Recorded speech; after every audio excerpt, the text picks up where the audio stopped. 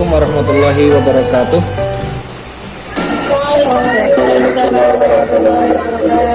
Teman-teman sekalian, sebelum perkuliahan kita mulai, silakan di mute semua. Kemudian on cam, tidak ada yang di off kan kameranya. Pada kesempatan kali ini, setelah kalian melihat kontrak kuliah ya, saya akan membawa kalian untuk melihat apa sih yang kita pelajari, apa sih yang kita olah untuk perkuliahan kali ini. Ada beberapa hal yang perlu kalian ketahui. Pertama, terkait pembahasan sistem ekonomi Islam, ini terdapat beberapa pembahasan. Yang pertama, bahwasanya RPS ini saya yang menyusun, ya, saya menyusun, dan ini merupakan pengembangan dari RPS sebelumnya, dari RPS yang dikembangkan oleh Fakultas Syariah di Hukum Ekonomi Syariah IAIN Purwokerto yang sekarang menjadi UIN Saifuddin Zuhri atau UIN Saizu. Ini sudah ditandatangani atau disepakati oleh koordinator dan ketua program studi. Di sini kita pada pertemuan pertama akan membahas mengenai kontrak kuliah. Tadi sudah kalian lihat berapa unsur penilaian, kemudian bagaimana metode atau platform yang digunakan di dalam perkuliahan. Yang selanjutnya saya ingin membahas mengenai pertemuan ya.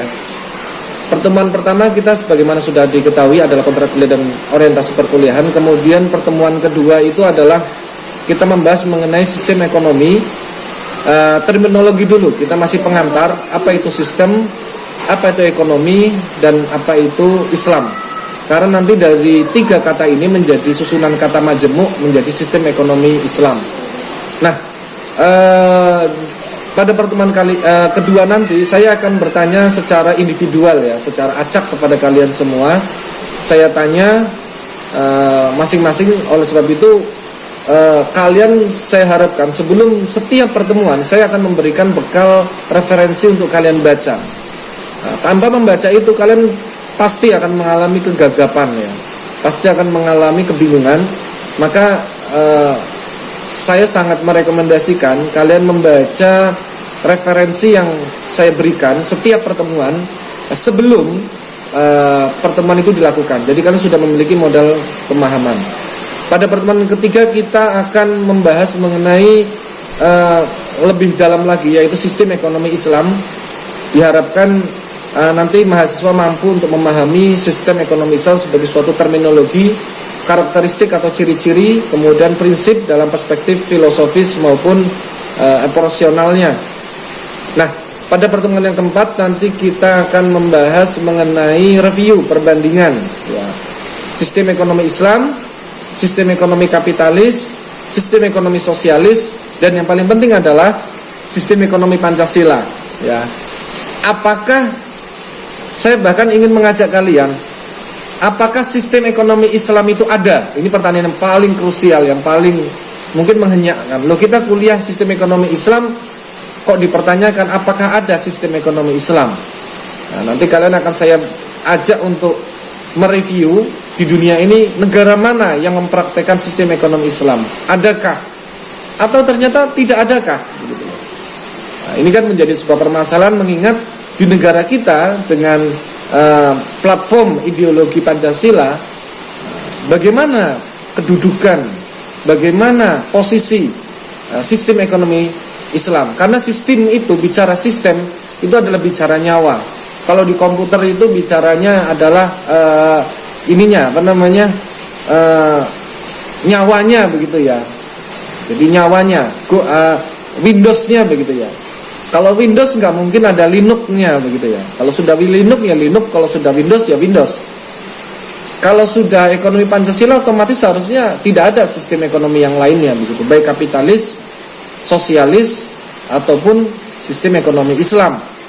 Tetapi kenyataannya ada. Lantas bagaimana? Nah, ini saya ajak kalian untuk membandingkan begitu ya.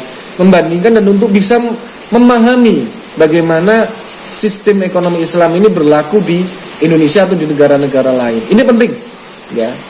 Dan yang menarik adalah saya membuka pertanyaan kepada setiap mahasiswa untuk kita membuka wawasan kita. Pertemuan kelima, kita akan berbicara mengenai aspek kesejarahan sistem ekonomi Islam, di mana diharapkan nanti mahasiswa mampu memahami perilaku bisnis yang tidak sesuai dengan etika bisnis prospek ekonomi Islam. Dalam hal ini praktek riba, ya, praktek riba. Kemudian karena sebetulnya di dalam agama Islam semuanya boleh. Agama Islam itu agama yang membebaskan, memerdekakan, melepaskan dari belenggu. Semuanya boleh dalam hukum Islam, kecuali yang dilarang, kan begitu ya. Nanti di dalam aspek kesejarahan kita akan berbicara mengenai periodisasi, kemudian pendapat-pendapat atau perspektif para ahli, para akademisi, para ulama tentang periodisasi. Sebab periodisasi ekonomi Islam juga ada beberapa pendapat, ya, dilihat dari sudut pandangnya dulu. Kemudian yang kedua, kita akan berbicara mengenai aspek kesejarahan kelembagaan. Lembaga ekonomi bahasanya begitu, baik keuangan maupun apapun nanti, baik yang altruistik maupun yang tijaroh, ya berbasisnya yang tabaruk maupun yang tijaroh, itu apa begitu ya. Nah, ini aspek kesejarahan yang paling purba sampai kesejarahan hari ini. Mulai ada saham syariah, asuransi syariah, perbankan syariah, apa sih yang nggak ada, bahkan sampai merambah ke bisnis yang real, seperti misalnya sekarang kalian pernah mendengar istilah hotel syariah, pariwisata syariah, ada embel-embel syariah gitu. Nah ini penting untuk kalian ketahui. Dan kemudian di dalam periodisasi itu tentu ada momentum, ya, momentum yang dipicu oleh pemikiran para tokoh. Nah, saya ajak Anda semua nanti untuk mengenal para tokoh-tokoh setiap periodenya. Nah ini penting agar membuka wawasan kalian tentang masa depan ekonomi Islam. Karena untuk mengetahui masa depan, kalian wajib mengetahui masa lalu, masa hari ini, dan dengan itu kalian bisa merekayasa, meramalkan kira-kira masa depan ekonomi syariah itu akan seperti apa. Dan termasuk ketika di Indonesia, kalian wajib mengetahui apa yang disebut dengan roadmap ekonomi Islam. Jadi rencana ke depan itu seperti apa. Mengapa ini penting? Karena di Indonesia mayoritas 85% penduduk Indonesia itu beragama Islam, ya. Artinya tentu keyakinan ini perlu mendapatkan apresiasi, perlu dilindungi sebagai salah satu bentuk identitas bangsa kita. Nah, pada pertemuan yang ke-6 kita akan mengulik, ya, tentang konsep kepemilikan dalam ekonomi Islam. Ini penting karena dari adanya pengakuan kepemilikan itu muncul adanya transaksi atau akad. Akad adalah sebuah pengakuan atas hak milik seseorang. Tanpa ada pengakuan kepemilikan, maka akad itu nggak pernah ada, main rampas saja begitu ya. Maka nanti perpindahan kepemilikan, konsep pemilikan ini perlu kita dan kalian semua pahami, ya. Yang pertemuan ke-7 sebagai pertemuan terakhir di dalam tengah semester, nanti kalian akan mengenal, kita akan memperdalam konsep produksi dalam ekonomi Islam. Bagaimana sih konsep mengolah sumber daya alam yang ada di sekeliling kita. Konsep produksi ini artinya apa? Artinya ya bagaimana kita menghasilkan sesuatu. Apakah semua boleh diproduksi di dalam perspektif hukum Islam? Bagaimanakah ketika ada produksi yang sekiranya sudah jelas-jelas halal, kemudian kok masih membutuhkan labelisasi halal dari MUI? Kalian berarti pernah mendengar ya, ada jilbab halal, ada kulkas halal, ada apa lagi? Seolah-olah kulkas itu bisa mendatangkan keharaman. Atau bagaimana? Apa latar belakang MUI untuk memberikan labelisasi terhadap benda-benda seperti itu, yang nyata-nyata halal? Bahkan mungkin sekarang ada, mungkin nanti ke depannya mungkin ada saja peci halal, durian halal, kambing halal, dan sebagainya. Nah, labelisasi ini tentu membawa permasalahan tersendiri, ya, membawa sebuah diskursus tersendiri. Karena alih-alih seperti itu, seolah-olah apa yang tidak distempel halal oleh MUI itu haram.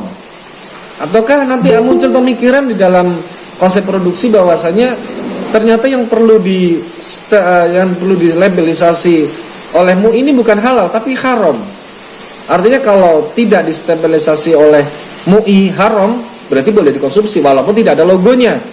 Kalau ternyata ada barang haram beredar tanpa ada stempel haram dari MUI, berarti sang produsen itu berhak atau wajib untuk mendapatkan hukuman karena tidak melindungi keyakinan umat Islam Indonesia, yaitu agama Islam. Misal memproduksi sosis dari campuran daging babi dengan daging sapi, misalnya begitu ya. Nah ini kan penting. Ini penting. Setelah itu kita melakukan UTS. UTS ini kita lakukan secara daring, sekali lagi ya. Kita lakukan secara daring, dan nanti platform yang digunakan adalah platform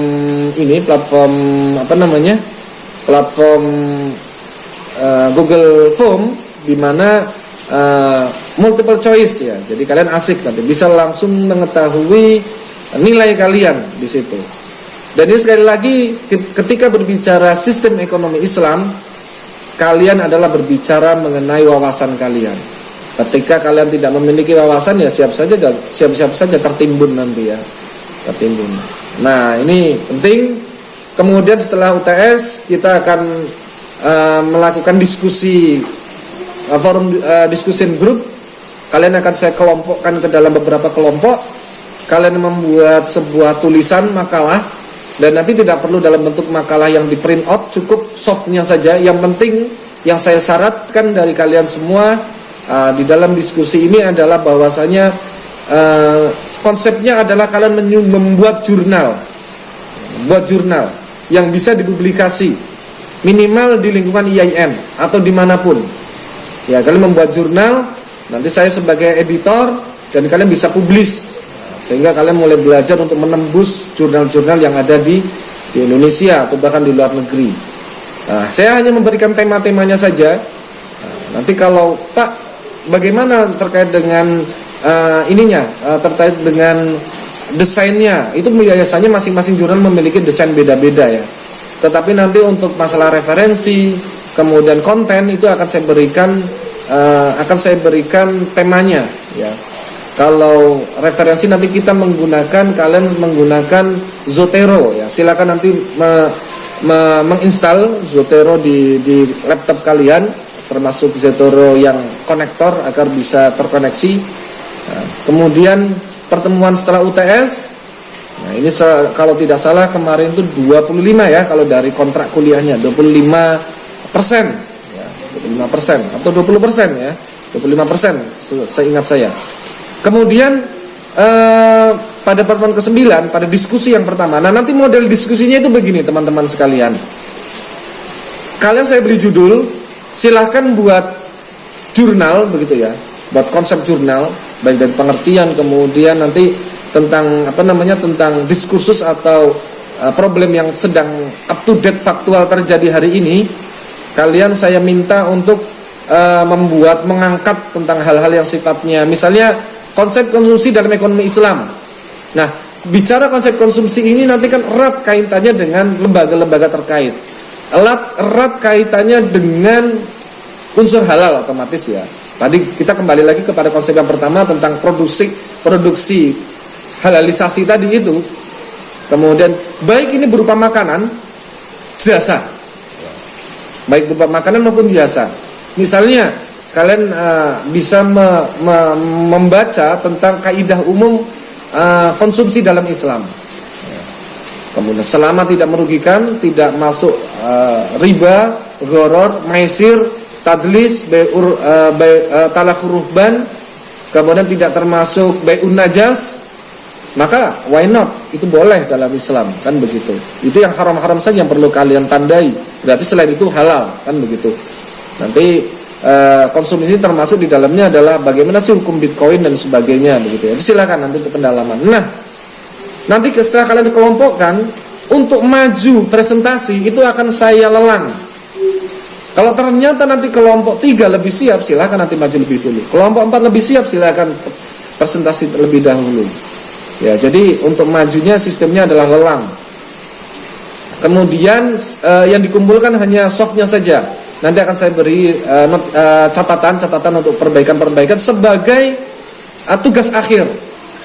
Jadi tugas akhir ini adalah kalau bisa kalian tembus ke jurnal. Nah, itu akan saya beri nilai A nanti ya, otomatis ya. Bahkan kalau ada A+, saya akan saya beri A+. Tapi dilihat nanti kehadiran kalian. Kalau kehadiran kalian ternyata terkena cekal oleh Siska, ya mau dikata apa kan begitu ya. Kemudian pada pertemuan yang ke-10 kita akan mendiskusikan tentang konsep distribusi dalam Islam. Nanti ada istilahnya, ada talaku ruhban, mencegat barang ini ke pasar, itu hukumnya bagaimana ya, konsep distribusi. Kemudian konsep distribusi lain adalah sistem wakalah yang banyak beredar hari ini. Ada reseller, ada distributor, ada nanti sampai banyak sekali sekarang konsep distribusi yang dikembangkan, apalagi yang berbasis online ya.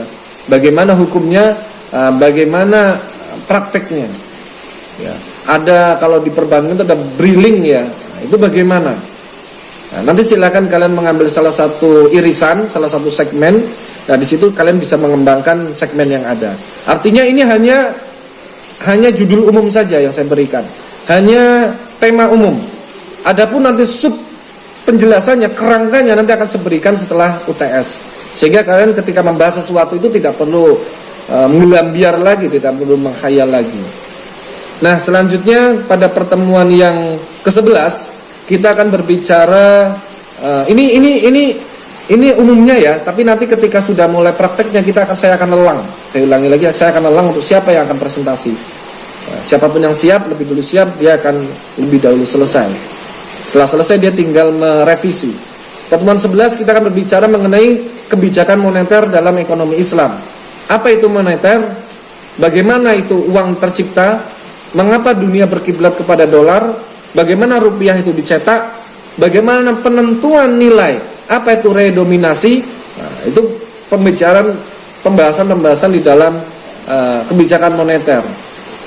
Apa itu dinar? Apa itu dirham? Mengapa dunia tidak sampai hari ini tidak ada yang menggunakan dinar dan dirham? Nah, ini kan sebuah permasalahan ya. Kemudian pertemuan yang ke-12 kita akan membahas mengenai kebijakan fiskal di dalam Islam ya. Apa itu fiskal? Fiskal artinya, bicara fiskal artinya adalah bicara pajak. Bagaimana konsep pajak di dalam Islam? Dalam konteks Islam adalah bicara fiskal yang paling utama adalah bicara zakat atau dana-dana altruistik. Ada zakat, infak, sedekah, hibah, wakaf, hadiah ya. Nah, bedanya infak dengan sedekah apa? Bedanya infak, sedekah dengan hadiah itu apa? Bedanya zakat, pembagian zakat itu apa? Nanti akan kita bahas secara mendetail pada pertemuan yang ke-12. Fiskal. Ini penting sekali ya. Kemudian pada pertemuan yang ke-13 kita akan berbicara mengenai keuangan publik dalam ekonomi Islam. Ya. Keuangan publik itu apa sih keuangan publik yang beredar? Nah, kalau tadi fiskal bicaranya adalah zakat dengan pajak, ya. Bahkan nanti ada diskursus zakat pengurang pajak, ya. Kemudian pada pertemuan yang ke-14 kita akan berbicara cangkangnya, berbicara tentang lembaga yang mengelolanya, yang disebut dengan lembaga keuangan perbankan dalam ekonomi Islam. Bagaimana di Indonesia ini resepsi bangsa Indonesia, resepsi negara Indonesia atau penerimaan bangsa Indonesia terhadap sistem ekonomi Islam yang diwujudkan dalam apa? Dalam lembaga-lembaga. Kalian pasti pernah mendengar lembaga Amil, lembaga Nazir yang mengelola wakaf. Nanti ada BMT, ada Koperasi Syariah, ada BPRS, ada Bank Syariah, ada nanti merger yang hari ini kalian pasti sudah tahu, ada BSI ya, Bank Syariah Indonesia. Nah, terakhir pada semester ini kita akan berbicara mengenai lembaga keuangan non perbankan dalam ekonomi Islam. Contohnya yang non perbankan apa? Kalau tadi ada BPRS, Bank Umum Syariah, kemudian BMT. Nah, kalau yang non perbankan, kalau BMT ini sebetulnya dia non perbankan walaupun melaksanakan kegiatan perbankan. Karena BMT itu kalau di Indonesia masuknya di bawah Departemen Koperasi ya. Di bawah Departemen Koperasi. Yang non perbankan lain lembaga keuangan misalnya adalah lembaga zakat, Amil. Bagaimanapun yang dikelola adalah uang. Dan bagaimana aturan di negara kita tentang lembaga-lembaga mana saja yang boleh menyelenggarakan Amil. Karena pada tahun-tahun sebelumnya, sebelum undang-undang muncul atau Perpres tentang donasi ini muncul, banyak lembaga-lembaga zakat yang secara liar berkembang di Indonesia ini menjadi distributor, menjadi supporter kegiatan terorisme di luar negeri, di Suriah, di Afghanistan, kemudian di Irak, ya, di Yaman. Ini banyak sekali dana-dana yang di Indonesia mengatakan untuk bantuan-bantuan kemanusiaan di luar negeri ternyata diarahkan untuk pihak pemberontak yang ada di sana. Untuk membeli senjata yang ada di sana, membelinya ke pihak Amerika, tapi untuk memerangi sesama umat Islam di sana. Maka pemerintah merasa perlu untuk melakukan pengawasan terhadap dana pengelolaan terorisme ini. Ini menjadi masalah kalian di masa depan, terorisme, dan tentu sebagai mahasiswa, masalah yang masih laten di negara kita adalah korupsi, ya. Ini menjadi tema abadi bagi kalian. Terorisme, radikalisme dalam Islam, kita tidak bisa menampik, kita tidak bisa membantah bahwasanya para teroris yang berkembang di Indonesia atau di negara manapun di dunia ini, di Timur Tengah yang sudah habis hari ini, itu adalah beragama Islam. Nah, ini menjadi tugas kita sebagai bangsa Indonesia untuk menciptakan perdamaian abadi, artinya sesama umat Islam, ya jangan sampai begitu ya.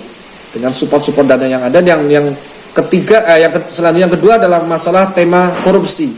Ini penting, jangan sampai ada alumni IAIN kemudian menjadi tersangka, ya, terdakwa korupsi. Ini aib, ya, aib bagi alma mater kita, bagi agama kita, bagi umat Islam di Indonesia. Nah, ini saya kira beberapa tema pembahasan yang saya kira penting untuk kita diskusikan, ya. Dan saya mengharapkan sekali lagi respon dari kalian semua. Satu, ketika nanti perkuliahan kalian bisa memberikan tanya jawab, memberikan respon, kemudian bisa mengerjakan soal-soal, dan saya akan memberikan pertanyaan yang sifatnya faktual. Artinya, kalau kalian hanya memanfaatkan gadget kalian itu hanya untuk Free Fire atau misalnya untuk Mobile Legend, kalian mending gak usah kuliah menurut saya begitu ya. Sudahlah kamu nikmati masa muda kalian dengan bersenang-senang, memperturutkan hawa nafsu. Biar bangsa ini di masa depan nanti dipasarkan kepada mahasiswa UIN yang benar-benar serius untuk memproses dirinya, untuk mempersiapkan dirinya menyambut Indonesia di masa depan. Sudah cukup kekurangan kita, kemarginalan bangsa kita, di mana negara kita harus mengimpor semuanya dari luar negeri, ya, bahkan sampai agama mungkin begitu ya, tekstil, otomotif, perbankan. Sudah cukup saya kira. Di depan kita harus bisa benar-benar berdikari, mandiri. Silakan kita menerima ide dari negara manapun tentang teknologi, tentang keyakinan, tentang ajaran, tetapi kita tetap harus punya kekhasan sendiri, punya ciri-ciri kebangsaan kita sendiri yang itu tidak mencerabut bangsa kita sehingga kita kehilangan identitas. Ini sistem ekonomi Islam yang akan kita bahas sampai 6 bulan yang akan datang. Perkuliahan saya harap semuanya tidak ada yang beralasan lagi. Nanti setiap tema saya harapkan nanti saya akan memberikan tayangan ininya, tayangan abadinya begitu ya di YouTube. Mengingat apa, kalau di Google Meet ini kan mungkin ada yang datangnya terlambat atau sinyalnya terganggu, nanti bisa mengulas lagi di tayangan YouTube. Kemudian yang kedua adalah permasalahan referensi. Saya akan sematkan nanti sehingga kalian bisa membaca yang secara utuh nanti di blognya saya akan saya berikan, tetapi nanti tetap di Siska akan tetap saya sematkan, tetapi walaupun terbatas Siska untuk pengunggahan ya, karena keterbatasan memori di servernya itu tidak bisa memuat banyak referensi, tapi tidak dengan di blog. Nanti akan banyak sekali kalian melihat di sana, dan referensinya itu per pertemuan, bukan seluruh mata kuliah referensinya hanya sedikit. Itu saya pikir akan sempit sekali. Saya kira itu saja untuk pertemuan kali ini. Nanti silakan teman-teman semua untuk memberikan respon. Kemudian saya juga akan melihat bagaimana absensi kalian ya. Saya akan melakukan absensi ulang secara faktual ya, data faktual. Yang terakhir sekali lagi saya ingatkan untuk on cam ya, tidak ada yang dimatikan kameranya. Terima kasih. Apabila ada respon silakan untuk memberikan komentarnya atau memberikan pendapatnya. Terima kasih.